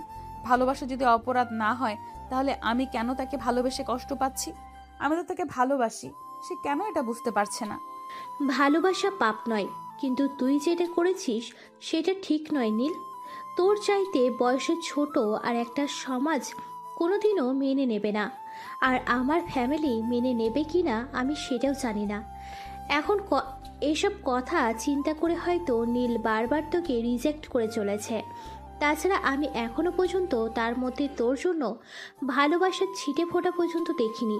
তাহলে কি করে বলবো যে তুই পরিশ্রম করতে থাক, একদিন সাফল্যের মুখ দেখবি? হ্যাঁ, এটা একদম তুই ঠিক কথাই বলেছিস। তোর ভাইয়ের সঙ্গে তোর ভাইয়ের মাঝে আমার জন্য কোনো ভালোবাসা নেই, এটা আমিও দেখতে পাইনি। যদি তোর ভাইয়ের মাঝে আমার জন্য ভালোবাসা থাকতো তাহলে হয়তো সে এতদিনে আমার প্রতি দুর্বল হয়ে যেত আর আমাকে ভালোবাসতো। এই বলে নেহা চোখের দুফোঁটা জল ছেড়ে দিয়ে সেখান থেকে উঠে চলে গেল। এদিকে সেদিন কলেজ ছুটির পর নেহা গাড়িতে করে বাসায় চলে গেল, আর এদিকে ইউনিভার্সিটির গেটের সামনে দাঁড়িয়ে রিমির জন্য অপেক্ষা করছিল। আর কিছুক্ষণ পর রিমি সেখানে আসলো। কি ব্যাপার, প্রতিদিন তো নেহা কলেজ থেকে বের হয়ে তোর সঙ্গে দাঁড়ায় 10-15 মিনিট কথা বলে, কিন্তু আজ তোর সঙ্গে কথা বলে নাই, চলে গেল কেন? সেটা আমি কি করে বলবো? সে কি আমার বিয়ে করা বউ নাকি? তার সমস্ত খবর আমি জানি। সে তোর বান্ধবী, তার খবর তো রাখার কথা। তুই তা না করে আমাকে কেন প্রশ্ন করছিস বলতো শুনি? যাই হোক, বাদ দে, তার যা ইচ্ছে আসে তাই করুক। এরকম পাগলামো কাণ্ড কেউ করে কি না এটা আমার সত্যিই জানা ছিল না। আমি আমার বান্ধবীকে দিয়ে লাইফে প্রথম এক্সপিরিয়েশন করলাম যে বান্ধবীর ছোট ভাইকে ভালোবাসার কথা বলা যায়। এইটা আমার বান্ধবীকে না দেখলে সত্যিই জানা হতো না। যাই হোক, এখন বাসায় চল, আমার ভালো লাগছে না। এই বলে নীলা আর রিমি দুজনের বাসায় চলে আসলো। আর এদিকে দেখতে দেখতে আরো প্রায় মাসখানেক সময় হয়ে গেল। রিমির বিয়ের সম্বন্ধ দেখা হচ্ছে বাসা থেকে, অনেকগুলো পাত্রপক্ষ দেখা হয়ে গেছে, কিন্তু কাউকে রিমির পছন্দ হচ্ছে না। আজ আবার পাত্রপক্ষ রিমিকে দেখতে আসবে, আর যদি পছন্দ হয় তাহলেই এঙ্গেজমেন্ট। সেজন্যই বাড়িতে সকাল থেকে আয়োজন শুরু হয়ে গেছে। নীলের আম্মু সকাল থেকে রান্না ঘরে কাজ করছেন, অনেক রকমের রান্না বান্না করছেন, আর সেই সঙ্গে নানা জাতের পিঠা। সকালবেলা ঘুম থেকে উঠে সেই মুখরোচক পিঠার সুগন্ধে নীল সোজা রান্নাঘরে চলে আসলো, আর তার আম্মুকে বলল, আম্মু, আমার মনে হয় অনেকদিন পর আমাদের বাড়িতে পিঠা বানানো হচ্ছে। পিঠার সুগন্ধ আমার রুম থেকে পাওয়া যাচ্ছে, তাই তো চলে আসলাম। আমাকে তাড়াতাড়ি একটু খেতে দাও। এটা কোন ধরনের কথা বাবা? আমি সেটাই বুঝতে পারছি না। আজ বাড়িতে মেহমান আসবে, তাই মেহমানদের জন্য পিঠা বানানো হচ্ছে, আর সেখানে তুমি কিনা বলছো আগে তোমাকে পিঠা খেতে দিতে। এই নিয়ে তো 4 বার পাত্রপক্ষ বিদায় হলো। এই মুহূর্তেও তোমার মেয়ের বিয়ে হবে কিনা সেটা তো কোনো নিশ্চয়তা নেই, তাই আমি না খেয়ে থাকতে পারবো না। তাই প্লিজ তাড়াতাড়ি আমাকে খেতে দাও, তারপর তোমার মেয়ের বিয়ে হলে হবে, না হলে নাই। নিজে তো সিনিয়র মেয়েদের আদর নিচ্ছিস, আবার আমার বিয়েতে বাধা দিচ্ছিস কেন? আমারও তো ইচ্ছে করে জামাই নিয়ে একটু রোম্যান্স করতে। কেন রে, আমার সুখের কথা শুনলে তোর কি হিংসা হয় নাকি? তোর বান্ধবীটার যেমন মাথায় সমস্যা ঠিক তেমনি তোর মাথায় সমস্যা আছে, তা না হলে এরকম কথা কেউ নিজের ভাইকে বলতে পারে? ধুর, ওদের যা ইচ্ছে তোরা তাই কর, আমি তোদেরকে কিছুই বলবো না। শুধুমাত্র একটু পিঠা খেতে এসেছিলাম, আর আমাকে এতগুলো কথা শুনিয়ে দিলে ঠিক আছে, আমি আর পিঠাই খাবো না। এই নিয়ে সব রেখে চলে গেলাম। আমি কিন্তু সারাদিন বাসায় ফিরবো না, আমায় খুঁজতে যাস না যেন। তুই তাহলে এখনো এখানে দাঁড়িয়ে আছিস কেন? তাড়াতাড়ি যা, আমি দরজাটা লাগিয়ে দিয়ে আসি। তা না হলে আবার পাড়ার সবাই পিঠের ঘ্রাণ পেয়ে যাবে, আর সবাই ছুটে চলে আসবে। তখন আর কেউ এটা বুঝতে চাইবে না যে এগুলো আমার শ্বশুরবাড়ির মানুষের জন্য তৈরি করা হয়েছে। কিন্তু নীল কি আর সেসব কথা শুনে? সে একটু খাদ্যপ্রেমিক মানুষ, তাই সে রিমির কথাগুলো কানে না তুলে সেখান থেকে বেশ কয়েকটা পিঠে একটা প্লেটে তুলে নিল, আর তারপর সেগুলো নিয়ে নিজের রুমে চলে গেল। এদিকে রিমি বকবক করতে করতে তার পিছন পিছন আসছিল, কিন্তু নীল তাকে কোনো পাত্তা না দিয়ে সঙ্গে সঙ্গে রুমের দরজাটা আটকে দিল। এদিকে রিমি দরজার বাইরে দাঁড়িয়ে চিৎকার করছে, একে তো পিঠেগুলো নিয়ে চলে এসেছিস, এখন আবার দরজা বন্ধ করেছিস কেন? তুই যদি আমার খাবারে নজর দিতে না পারিস, তাই তো আমি রুমের দরজাটা বন্ধ করে দিয়েছি। কারণ তোকে তো আমার খুব ভালো করেই জানা আছে তুই রান্না করে খেতে পারছিস না। এখানে আমি খাবার নিয়ে এসেছি, তাই তুই আমার খাবারে ভাগ বসাতে চাইছিস। আমি কি তোর মতো পেটুক নাকি যে অন্যের খাবারে চোখ বসাতে যাব? আমি একদমই সেরকম নয়। আমি তোকে নেহার ব্যাপারে কিছু কথা বলতে চাই, তাই এসেছি। দরজাটা খোল। এখন আমি খাবার খাচ্ছি, এখন তুই আমাকে কোনো বিরক্ত করিস না। এখন আমি তোর সঙ্গে কোনো কথা বলবো না, আর তোর ওই মাথা খারাপ বান্ধবীর সম্পর্কে আমি কোনো কথা শুনতে চাই না। এরপর রিমি আরো বেশ কিছুক্ষণ দরজার সামনে দাঁড়িয়ে রইল, কিন্তু সেখানে দাঁড়িয়ে থেকে কোনো কাজ হলো না। নীল আর দরজা খুলল না। বেশ কিছুক্ষণ দাঁড়িয়ে থাকার পরও যখন নীল দরজা খুলছে না, তখন রিমি নিরুপায় হয়ে এখান থেকে চলে গেল। রিমিকে তার আম্মু সাজুগুজু করতে বলেছে। আর ততক্ষণে নেহা রিমিদের বাড়িতে চলে এসেছে। রে কি ব্যাপার দোস্ত, তাহলে অবশেষে তুই বিয়েটা করেই নিচ্ছিস? তো কি করব, তোর মতো তো আর বান্ধবীর ভাইয়ের সঙ্গে প্রেম করতে পারলাম না, তাহলে কেন শুধু শুধু সিঙ্গেল থাকতে যাব? এতটা বয়স হলো এখনো পর্যন্ত একটা বয়ফ্রেন্ড জোটাতে পারলাম না, আর তোর পিছনে সারা কলেজের ছেলেরা লাইন মারে। তাহলে কি আর এখন হবে? এরকম কোনো উপায় আছে? এমন ভাবে তুই আমাকে কথাগুলো শোনাচ্ছিস যেন আমি সারা কলেজের ছেলেকে নিজের হাতে নিয়ে রেখেছি।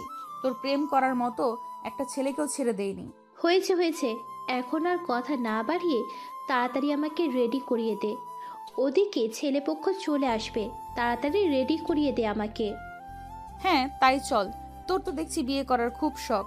আচ্ছা ঠিক আছে, তুই আগে বিয়েটা কর, তারপর তোর থেকে অভিজ্ঞতা নিয়ে আমি বিয়ের চিন্তা ভাবনা করব। আসলে আমারও খুব কষ্ট হয় একা একা থাকতে। থাকছিস কেন? একা একা আমাদের বাসায় চলে আসলেই তো পারিস। তারপর তো আমার ভাইকে নিয়ে থাকতে পারিস। তখন তো আর তোকে একা একা থাকতে হয় না, আর কোনো কষ্টও করতে হয় না। তাছাড়া একটা কাজ কর, আজ যখন শ্বশুরবাড়ি চলে এসেছিস একেবারে পার্মানেন্টলি থেকে যা। তাই তো করতাম, কিন্তু এখনো তোর ভাইয়ের পক্ষ থেকে কোনো সাড়া শব্দ পেলাম না। জোর করে কারোর উপর কোনো কিছু চাপিয়ে দেওয়াটা কি ঠিক হবে? আসলে ভালোবাসার মতো ব্যাপারগুলো খুবই সেনসিটিভ, এতে দুই পক্ষের মত থাকা যায়। কিন্তু তোর ভাইয়ের পক্ষ থেকে তো কোনো সাড়া পাচ্ছি না এখনো। আচ্ছা, এখন আগে তুই আগে আমাকে রেডি করে দে, তারপর তোদের বিষয়টা ভেবে দেখি। চিন্তা করিস না, আমি আব্বুর সঙ্গে তোদের ব্যাপারে বলে দেখব। এই বলে রিমি একটা শয়তানি মার্কা হাসি দিল। আর এদিকে নেহার সুন্দর করে সাজিয়ে দিচ্ছিল। তখনই হঠাৎ নীল রুমে দরজা খুলে রিমির রুমে আসছিল। এরে বাড়িতে দেখা যাচ্ছে শাকচুনি দুইটা এক রুমে। তাড়াতাড়ি কর, বিয়ে করে আমাকে উদ্ধার কর, তাড়াতাড়ি বাড়িটা খালি কর। চিন্তা করিস না, আমি চলে গেলে এই বাড়িটা খালি হয়ে যাবে। আমি চলে গেলে আমি কিন্তু আমার পরবর্তীতে আরও একজনকে তোর জন্য এনে রেখে তারপর যাব। কাকে? তোর এই বান্ধবীকে একটা কথা শুনে রাখ, আমি যদি মরেও যাই তারপরেও না তোর এই শাকচুনি মার্কা বান্ধবীকে বিয়ে করব না। এই বলে নীল একটা শয়তানি মার্কা হাসি দিয়ে সেখান থেকে চলে গেল। আর এদিকে নেহা রিমিকে সাজানোতে মনোযোগ দিল। কিছুক্ষণ পরে রিমির শ্বশুরবাড়ি থেকে লোকজন চলে আসলো। তারপর রিমিকে পাত্রপক্ষ সামনে নিয়ে যাওয়া হলো। পাত্রপক্ষ রিমিকে দেখে পছন্দ করে নিল এবং বিয়ের কথা ফাইনাল করে নিল। এদিকে নীল তখন নিজের রুমে বসে আপন মনে সিগারেট খাচ্ছিল। আর তখনই নেহা সেখানে এসে উপস্থিত হয়। নেহাকে দেখিয়ে নীল কোনো রকমে সিগারেটটা বাইরে ফেলে দেয়। আর তখনই নেহা নীলকে বলে, ফেলে দিলে কেন, সমস্যা নেই, আমি আজ কাউকে কিছুই বলবো না। এটা তোমার রুম, আর পুরো বাড়িটাই তোমার। এখানে তোমার যা ইচ্ছে তুমি তাই করতে পারো, সেখানে আমার কোনো বাধা নেই। তো তুমি কেন এসেছো এখানে? ওদিকে তো সবাই নিচে আছে, তাহলে তুমি আমার রুমে এসেছো কেন? তোমাকে কিছু কথা বলতে চাই, সেগুলো বলতে এখানে এসেছি। এখন যদি তুমি আমাকে অনুমতি দাও তাহলেই তোমাকে বলতে পারি। তুমি আবার আমাকে কি কথা বলতে চাও তাড়াতাড়ি বলে ফেলো, আর তারপর এখান থেকে কেটে পড়ো। আমি আবার তোমার সঙ্গে বেশিক্ষণ এক রুমে থাকতে চাই না, কারণ বাড়ির মানুষ দেখে ফেললে এটা নিয়ে হাজারটা কথা শোনাবে। তাছাড়া তুমি জানো অলরেডি তোমাকে নিয়ে আমাদের বাড়িতে গবেষণা শুরু হয়ে গেছে। হ্যাঁ, সেটা আমি খুব ভালো করেই জানি, তাই তো আমি তোমার সঙ্গে কথা বলতে এসেছি। আমি তোমার সঙ্গে আজ খুবই শর্টকাটে কিছু কথা বলবো, আর তুমি আমাকে সাফ সাফ উত্তর জানিয়ে দিও। হ্যাঁ ঠিক আছে, এখন আর কথা না বাড়িয়ে তাড়াতাড়ি বলো তুমি কি বলতে চাও, আর বলে এখান থেকে কেটে পড়ো। আচ্ছা নীল, আমার প্রতি কি তোমার কোনো অনুভূতি নেই? না মানে আমি তোমাকে এটাই বলতে চাইছি যে এই যে আমি তোমাকে ভালোবাসি, তোমার পেছনে পাগলের মতো ঘুরে বেড়াই, সব সময় তোমাকে বিরক্ত করি, এগুলো কি তোমার হৃদয়ে একটুও সাড়া ফেলেনি? নীল প্লিজ একটা বার ভেবে দেখো তুমি আমার ব্যাপারে। আমি তোমায় ভালোবাসি, তোমাকে ছাড়া আমি বেঁচে থাকতে পারবো না। প্লিজ তুমি একটা বার আমাকে নিয়ে একটু গভীর চিন্তা করে দেখো তো, আমি কি তোমার হৃদয়ের কোথাও নিজের জন্য একটুও জায়গা করতে পারিনি? আচ্ছা, আপনাকে তো এর আগে আমি আরো অনেকবার বলে দিয়েছি আপনাকে আমার কোনোভাবেই পছন্দ নয়। আপনার মতো একটা মেয়েকে আমি কোনোভাবেই বিয়ে করব না। আপনি জানেন আমি দেখতে শুনতে মাশাআল্লাহ, চাইলেই করা যায় কোনো মেয়ের সঙ্গে প্রেম করতে পারি। শুধু কলেজে কেন, বাইরেও কোনো মেয়ের অভাব হবে না যদি আমি প্রেম করতে চাই। তাহলে আপনি এখন আবার এসব প্রশ্ন আমাকে কেন করছেন বলেন তো শুনি? শুধুমাত্র এই কারণেই করছে যে আমার মনে হয় তুমিও আমার প্রেমে পড়ে গেছো, কারণ আমি মানুষের চোখের দিকে তাকিয়ে তার চোখের ভাষা বলতে পারি।